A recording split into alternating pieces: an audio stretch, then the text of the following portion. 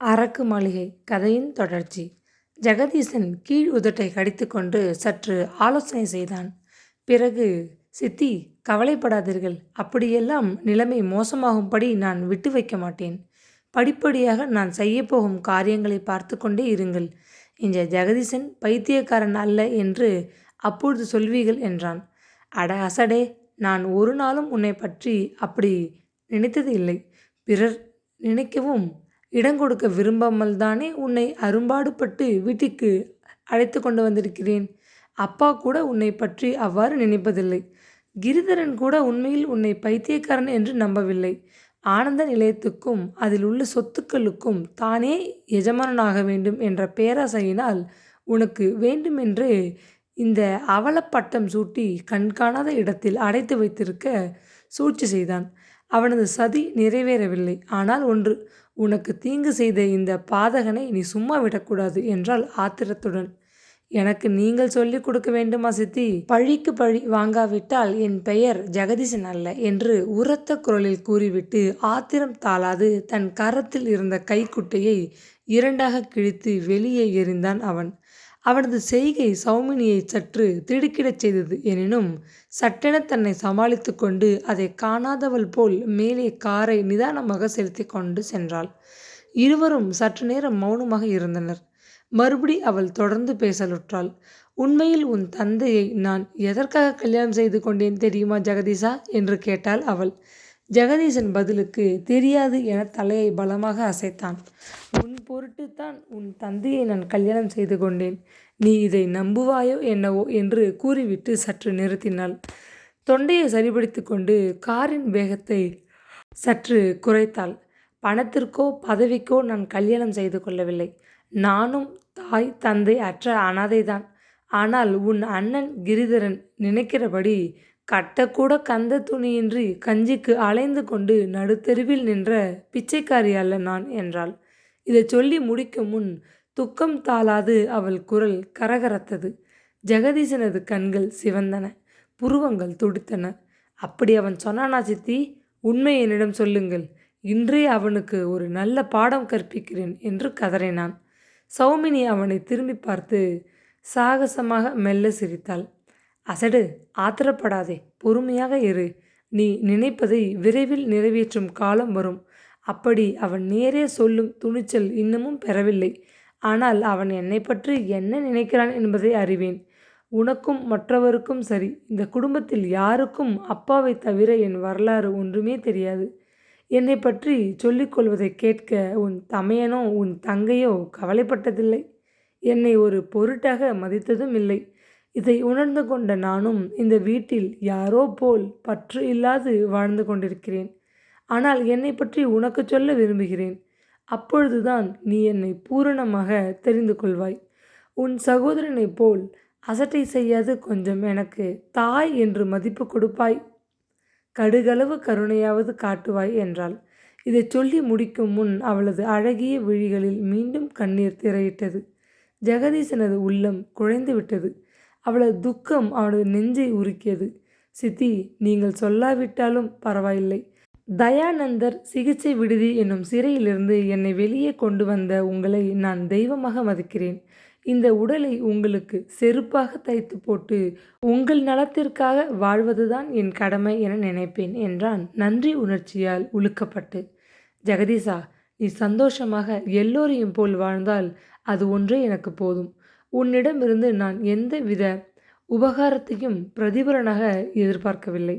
அது கிடக்கட்டும், நான் கூற வந்ததை சொல்கிறேன் கேள் என்று மீண்டும் ஆரம்பித்த சௌமினி கன்னங்களை நனைத்த கண்ணீரை துடைத்து கொண்டாள்.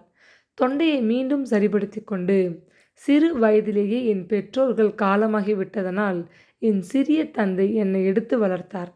எஸ்எஸ்எல்சி வரை படித்துவிட்டு உபாத்தியாயினி வேலைக்கு மேற்கொண்டு பயிற்சி எடுத்தேன். ஒரு சில வருடங்கள் உபாத்தியாயினியாக உத்தியோகம் பார்த்தேன். என் சிறிய தந்தைக்கு உத்தியோகம் காரணமாக என்னை பிரிந்து வாழ பிடிக்கவில்லை. அவரது வேண்டுகோளை தட்ட மனமின்றி அவரது வயது காலத்தில் வேலையை விட்டு அருகிலிருந்து அவருக்கு பணிவிடை செய்து கொண்டு இருந்தேன். என் சிறிய தந்தை வெகுகாலம் முட்டிவாதத்தினால் கஷ்டப்பட்டு கொண்டிருந்ததால் குற்றாலத்தில் கொஞ்ச நாட்கள் வாசம் செய்தால் வாத நோய் சற்று குறையும் என்று யாரோ சொன்னதை கேட்டுக்கொண்டு குற்றாலத்தில் ஜாகை பிடித்து வசிக்க ஏற்பாடு செய்தார். அங்கு சென்று நாங்கள் தங்கிய ஒரு சில தினங்களில்தான் உன் தந்தையை நான் சந்திக்க நேர்ந்தது. என் சிற்றப்பாவும் உன் அப்பாவும் சில தினங்களில் மிக்க சிநேகிதர்கள் ஆகிவிட்டனர். என்னை கண்டதும் உன் அப்பாவுக்கு மீண்டும் திருமணம் செய்து கொள்ள வேண்டும் என்ற எண்ணம் ஏற்பட்டது. அது என் பிசகா? உன் தந்தையின் ஆசையை சித்தப்பா என்னிடம் தெரிவித்தபோது நான் உடனே ஒப்புக்கொள்ளவில்லை. ஆனால் உங்கள் குடும்ப வரலாறு முழுவதையும் ஒரு நாள் உன் தந்தை எடுத்து சொன்னபோது என் மனம் மாறிவிட்டது. தாயற்ற பச்சிளங்குழந்தை கண்காணா இடத்தில் போய் என்ன கொடுமைகளெல்லாம் அனுபவிக்கிறதோ பாவம். தாய் என்ற ஸ்தானத்தில் போய் நாம் அமர்ந்து அந்த பிள்ளையை அருகில் அழைத்து வைத்துக்கொண்டு தக்க சிகிச்சை செய்து குணமாக்க வேண்டும். ஒரு சமயம் பங்களாவின் சூழ்ச்சியாக இருந்தாலும் இருக்கலாம். அப்படியானால் அதை உடனே வெளிப்படுத்தி அந்த பிள்ளையை எல்லோரையும் போல வாழ விட வேண்டும் என்று என் மனதில் ஓர் ஆசை திடீரென்று ஏற்பட்டுவிட்டது.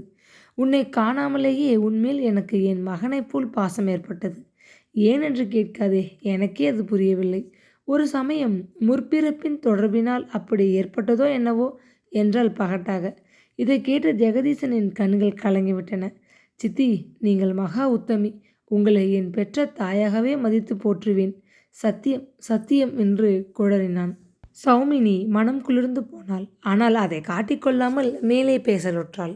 தாயற்ற குழந்தைகளான உங்கள் மூவரின் வாழ்க்கையை பரிமளிக்க செய்ய வேண்டும் என்ற ஒரு நல்ல எண்ணத்துடன் உன் தந்தையை மணக்க சம்மதித்தேன்.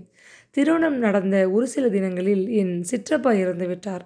அதனால் எனக்கு உங்கள் குடும்பத்தை தவிர வேறு யாரும் இல்லை என்ற அனாதையான நிலை ஏற்பட்டுவிட்டது. இந்த உண்மையை தெரிந்துதானோ என்னவோ கிரிதரனுக்கு என்னை கண்டாலே வெகு அலட்சியம். எனக்கு செய்யும் சிறுமைகளை நான் பாராட்டாது ஏன் பொறுமையுடன் இருக்கிறேன் தெரியுமா என்று கேட்டாள். எனக்கு புரியவில்லையே. உங்கள் நிலையில் நான் இருந்தால் இந்த 2 பாதகர்களையும் பிளந்து கட்டியிருப்பேன் என்றான் ஜெகதீசன் சீற்றத்துடன். உன் பொருட்டு தான் பற்களை கடித்து கொண்டு இவ்வளவு காலமும் பொறுமையாக இருந்து வருகிறேன்.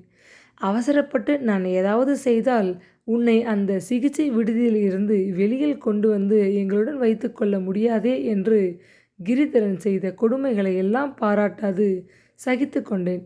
நான் உன் விஷயமாக எடுத்த முதல் முயற்சியில் வெற்றி ஏற்பட்டுவிட்டது. இனி 2வதாக செய்ய வேண்டிய வேலை. உனக்கும் இந்த குடும்பத்து நிர்வாகத்தில் ஒரு பொறுப்பு உண்டு என்பதை நிரூபிக்க வேண்டியது. தொழிற்சாலையும் அதன் காரியங்களும் கிரிதரன் ஒருத்தனுடைய சொந்த விஷயமல்ல. உனக்கும் அதில் பங்கு உண்டு என்று அப்பா உணர வேண்டும். உன் அண்ணனும் உணர வேண்டும் என்றாள். சித்தி, நீங்கள் இனி சிரமப்பட வேண்டாம். என் உரிமைகளை எவ்வாறு நிலைநாட்டிக் கொள்ள வேண்டும் என்பதை நான் அறிவேன். நீங்கள் பார்த்து கொண்டே இருங்கள். இந்த அகம்பாவம் பிடித்தவன் என்ன கதியாகிறான் என்று விவகாரமாக பதிலளித்தான் மைந்தன். தன்னுடைய உபதேசங்கள் குழம்பிய அவனது சித்தத்திலே நன்றாக ஊறிக்கொண்டு விட்டன என்பதை அறிந்து கொண்ட சௌமினி மற்றற்ற மகிழ்ச்சி எய்தினாள். எனினும் அதை வெளியே காட்டிக்கொள்ளாமல் இடது கரத்தால் தனது கண்களை லேசாக துடைத்து கொண்டாள். 3வதாக நான் எடுத்துக்கொண்டிருக்கும் சங்கல்பம் மிக முக்கியமானது.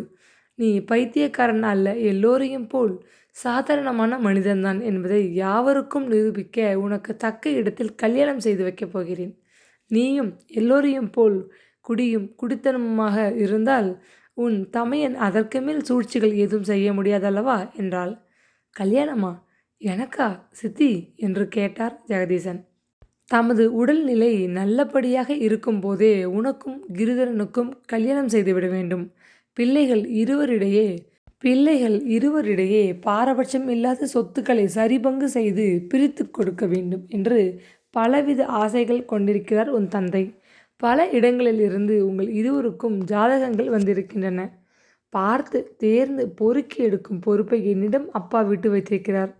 எனக்கு பிடித்தமான ஒரு பெண்ணை உனக்கு நான் முன்பே பார்த்து வைத்திருக்கிறேன் என்றாள் சிற்றன்னை. சங்கோஜத்துடன் முகத்தை வெளிப்பக்கம் திருப்பிக் கொண்டான் ஜெகதீசன். என்ன விளையாட்டு இது சித்தி? எனக்கு என்ன அவசரம்? அண்ணாவுக்கு ஆகட்டும் முதலில், பிறகு எனக்கு பார்க்கலாம் என்றான். கல்யாண விஷயத்தில் தீர்மானம் செய்யும் உரிமை என்னுடையது. அதிகம் பேசாதே, சித்தி சொன்னபடி கேள் என்று கொஞ்சலாக கூறிய சௌமினி வீர சோழன் பட்டணத்திற்குள் காரை திருப்பினாள். ஜெகதீசன் பதில் பேசவில்லை. ஏதோ யோசனையுடன் காரின் முன் கண்ணாடி வழியே தெருவை வெறித்து பார்த்து கொண்டிருந்தான். வண்டி நகரத்திற்குள் புகுந்து பல தெருக்களை தாண்டி ஒரு சிறு சந்திற்குள் நுழைந்து மிகவும் பழையதாக தென்பட்ட ஒரு ஓட்டு வீட்டருகில் வந்து நின்றது.